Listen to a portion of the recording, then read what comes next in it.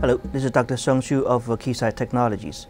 In this short video, we'll introduce some of the basic steps of imaging processing using the Keysight technology PicoImage. In the software, we first start with a new document. Here, we pay attention that document is a file where we put all the processing and imaging together. So here we've got a file and new document. In the headline, we could choose the tag that says studyable. Here we use the name studyable to describe an AFM file. Let's load a studyable.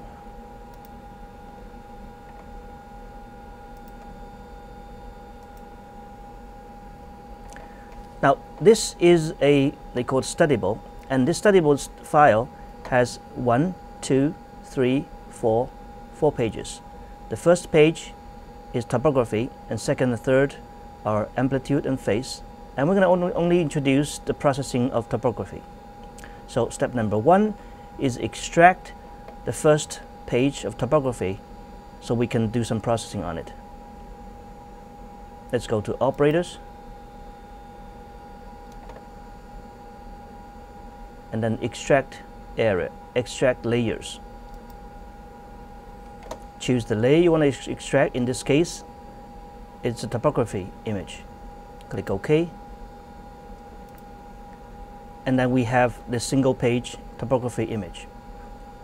Now, the first step of an AFM image is to remove any tilt and line noise from the image itself.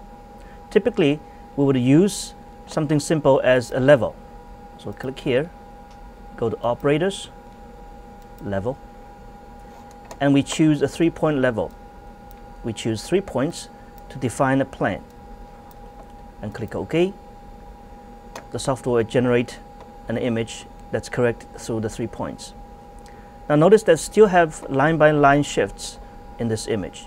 So we're going to go to the next level of flattening. We call it a line flattening.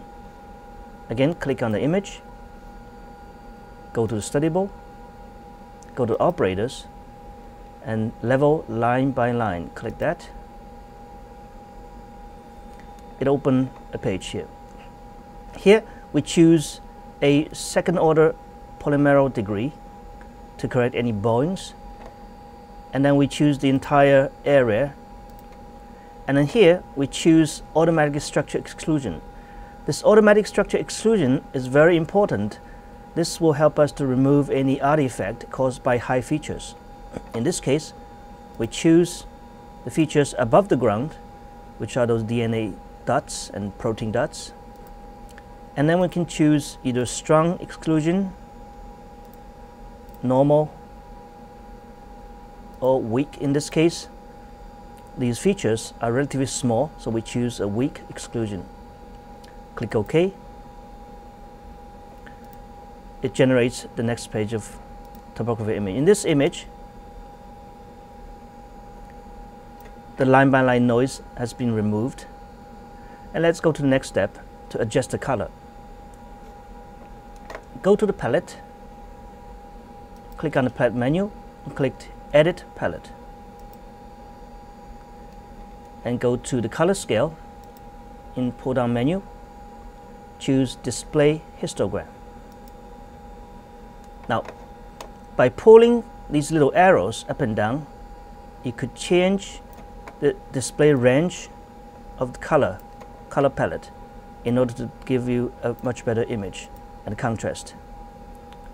When you finish with that, again, you can go back to the color scale and remove the histogram. And you can also remove the edit.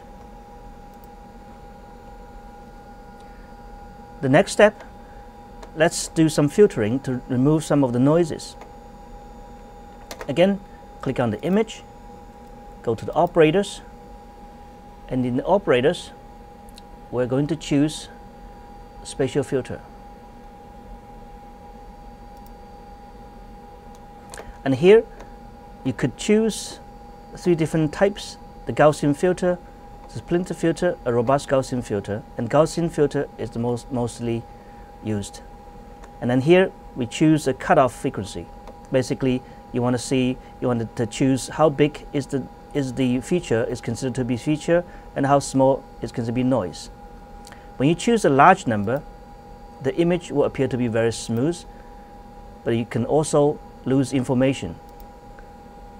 When you choose a distance which is too small, then you're not sufficiently filtered out the noise. Here we choose 0.008 micron, which is 8 nanometers. Click OK.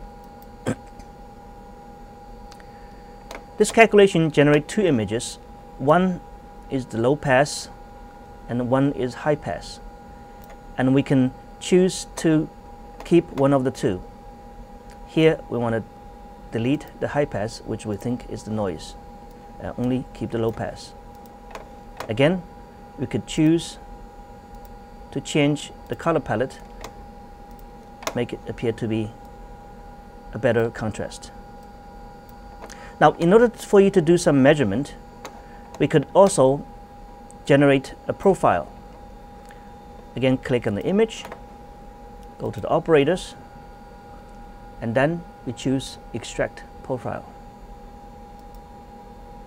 And here you can choose this line, either west-east, north-south, or any arbitrary numbers, arbitrary points.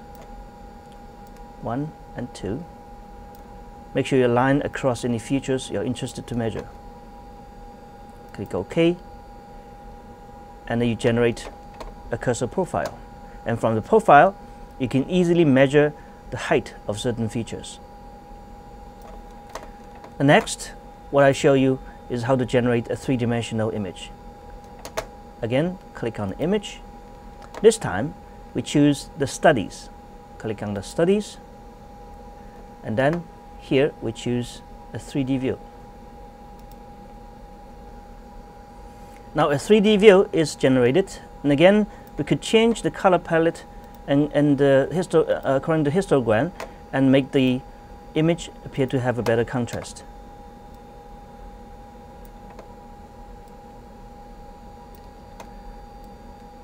We're also using the mouse to change the tilt angle and the location of the 3D view.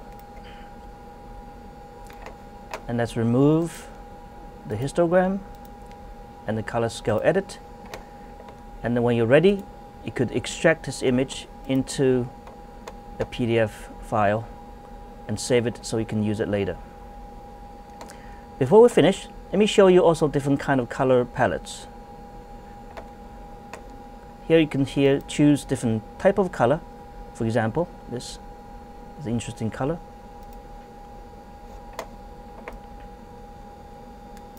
Or we could choose this thermal color.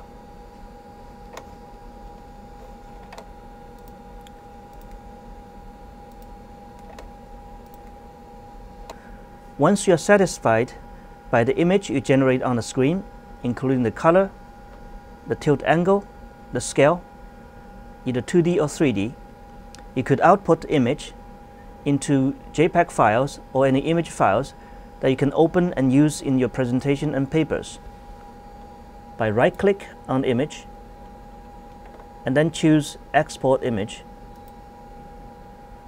And then here you could choose JPEG, GIF, TIF, BMP, or EMF.